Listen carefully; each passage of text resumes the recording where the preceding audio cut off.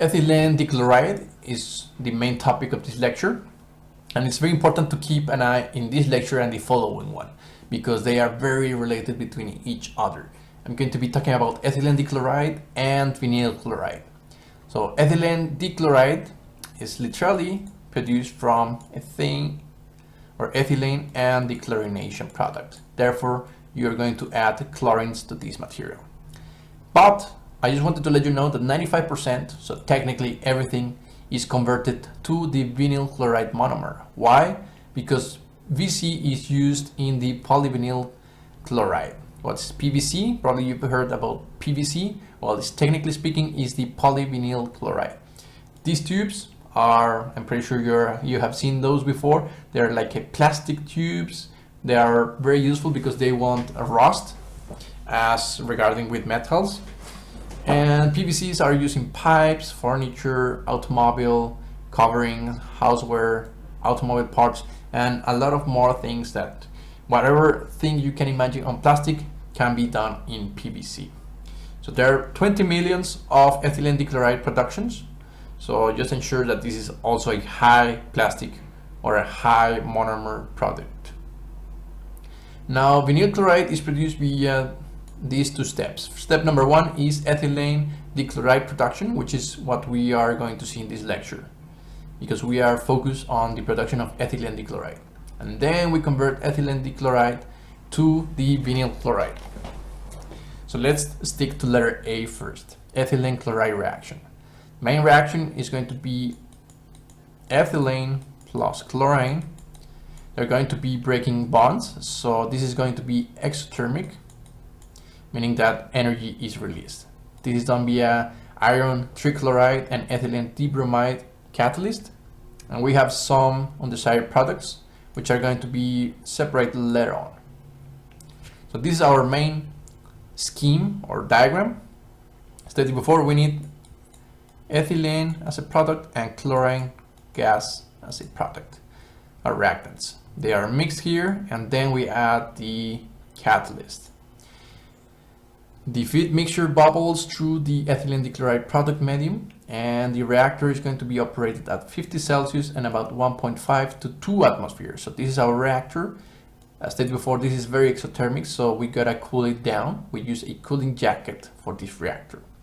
To facilitate better conversion, circulated reactor designs are used. So as you can see here, there is a recycle.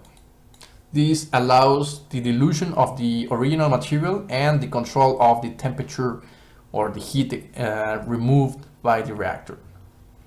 Now, the vapor is essentially the product that we want, but the product has plenty of materials.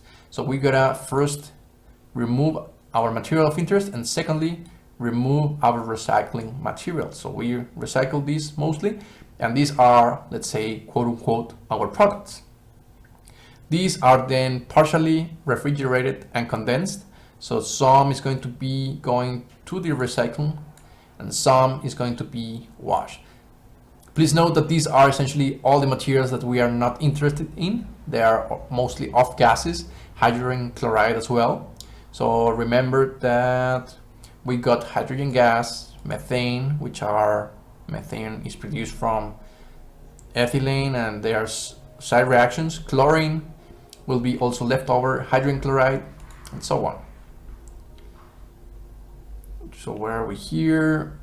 Okay, now let's talk about here. The vapor product is sent to a refrigeration unit for further cooling. So we cool this down, and ethylene dichloride goes to the liquid phase. So very important, this is ethylene dichloride mostly, and the vapor phase is the one I was telling you about here, okay?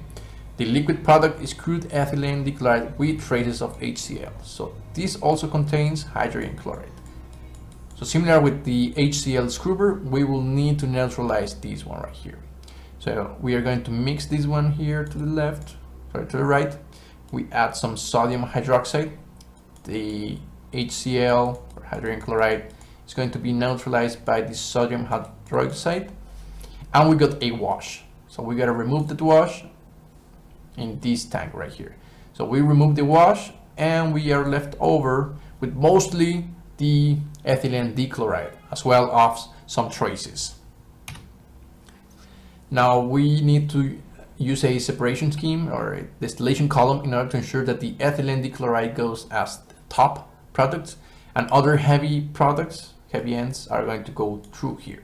Okay, so this way we produce ethylene dichloride, but we're gonna ensure the off gases, and these off gases are either purged or go as fuel gas. They are just treated, ensure that always hydrogen chloride must be removed always. And we got these flammable gases. Now it's time to continue with vinyl chloride.